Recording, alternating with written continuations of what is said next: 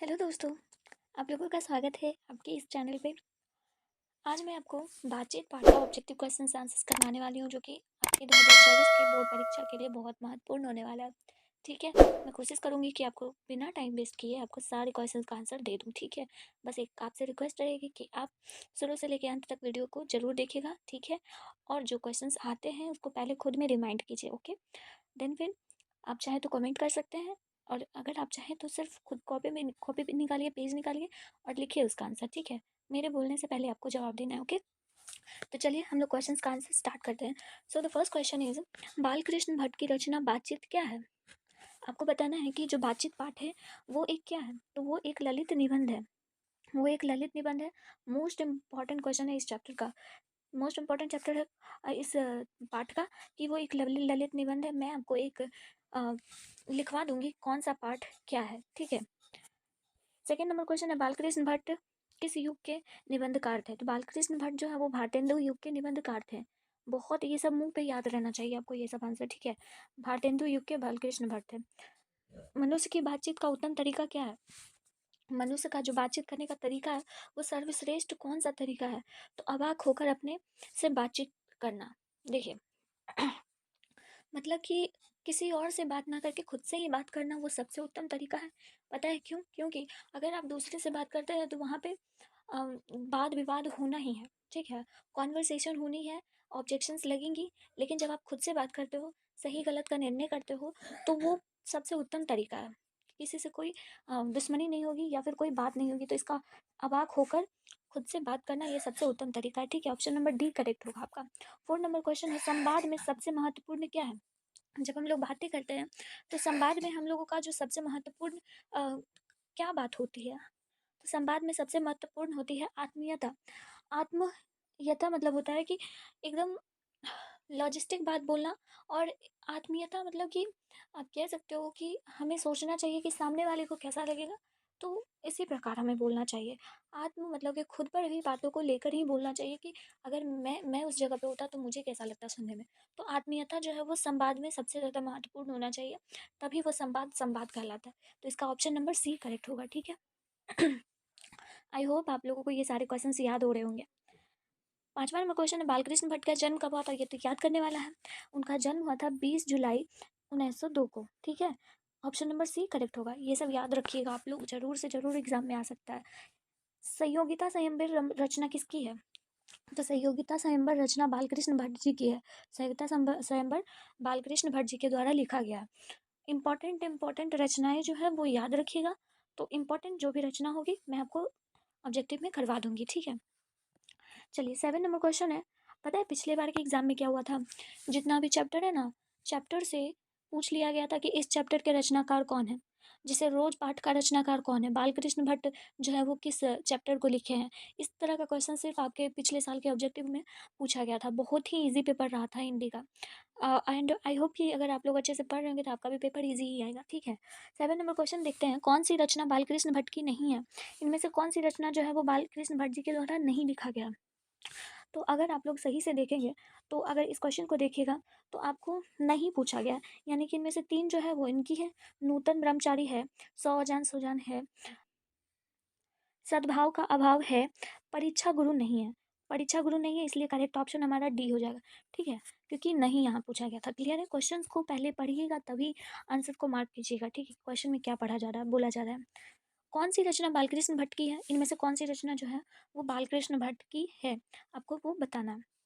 तो रेल का विकट खेल बालकृष्ण जी के द्वारा लिखा गया है। तो इसका करेक्ट आंसर क्या हो जाएगा? Option number A. देखिए ये सब में तो समझाने का कुछ है नहीं, आपको याद करना है। हाँ, याद करना है, हमने भी याद किया था, परीक्षा दी हम। 9 नंबर क्वेश्चन है, बालकृष्ण भट्ट ने कौन सा मासिक पत्र निकाला था? बालकृष्ण भट्ट ने कौन सा मासिक पत्र निकाला था? तो वो हिंदी प्रदीप निकाले थे। ठीक है, हिंदी प्रदीप निकाले थे। Hindi Pradeep, option number C correct होगा। 10 नंबर क्वेश्चन है, रॉबिन्सन क्रूसो ने 16 वर्ष के उपरांत किसके मुख से एक बात सुनी थी? देखिए रॉबिन्सन क्रूसो एक ऐसे व्यक्ति थे जो कि 16 वर्ष तक बेमुख रहे थे। मतलब कि कुछ नहीं उन्होंने बोला था, एक शब्द नहीं बोला था, उन्हें बोलना आता ही नहीं था। लेकिन वो 16 वर्ष के बाद उन्होंने किसी के मुख से एक आवाज़ सुनी थी। तो उनका नाम आपको बताना है। कौन थे वो? याद कीजिए, चैप्टर में हम लोगों ने पढ़ा है। तो वो फ्राइडे थे। फ्राइडे के मुख से उन्होंने बात सुनी थी, ठीक है, पहली बार। सोचिए, अगर इसको एकदम अच्छे से याद कीजिएगा ना खुल के, तो बहुत अच्छे से याद हो जाएगा। 11 नंबर क्वेश्चन है, बातचीत शीर्षक निबंध के निबंधकार कौन है? तो बातचीत के शीर्षक कौन है? बालकृष्ण भट्ट। अभी अभी हमने बताया बालकृष्ण भट्ट जो है वो बातचीत पाठ के निबंधकार है, ठीक है। ये सारा क्वेश्चन PYQ है, एग्जाम में आ चुका है ये सारा क्वेश्चन। 12 नंबर क्वेश्चन है, बातचीत के माध्यम से बालकृष्ण भट्ट क्या बतलाना चाहते हैं? हम लोग ये चैप्टर पढ़ रहे हैं बातचीत, तो इसके माध्यम से हम लोगों को बालकृष्ण भट्ट क्या बताना चाहते हैं?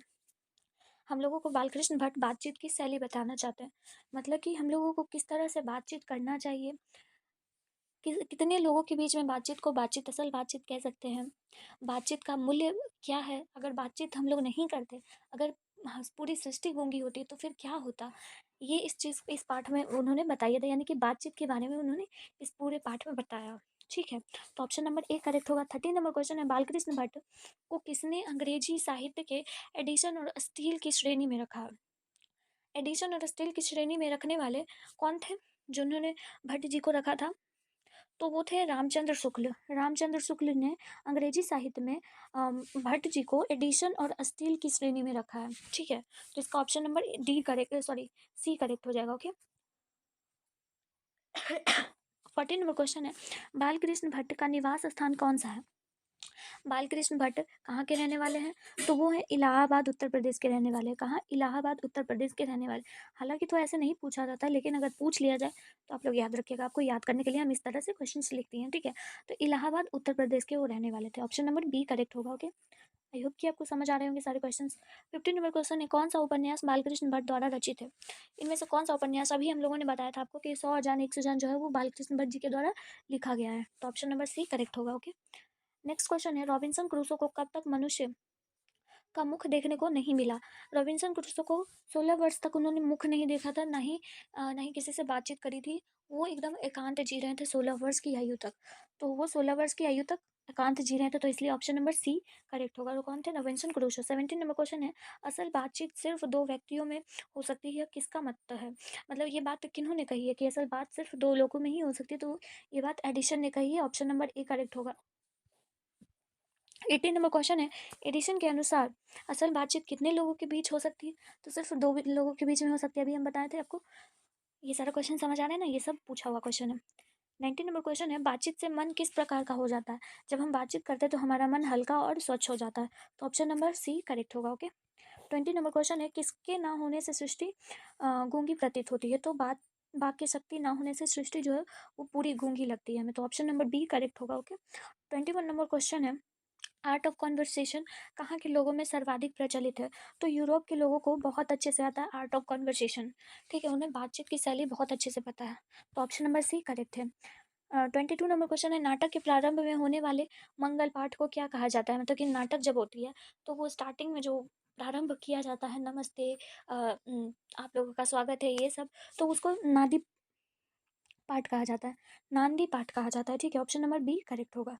तो आपको ये सब चीज़ समझ आ गया? ये सारे क्वेश्चन आई होप कि आपको समझ आ गए होंगे। तो मुझे पता है कि आप लोगों के स्कोर बहुत अच्छे आए होंगे। किनका स्कोर जो है वो 22 में से 22 आया, कमेंट कीजिएगा ज़रूर, ठीक है। चलिए, मैं मिलती हूँ नेक्स्ट वीडियो में, तब तक के लिए आप लोग पढ़ाई करते रहिए, स्वस्थ रहिए, ठीक है। Take care.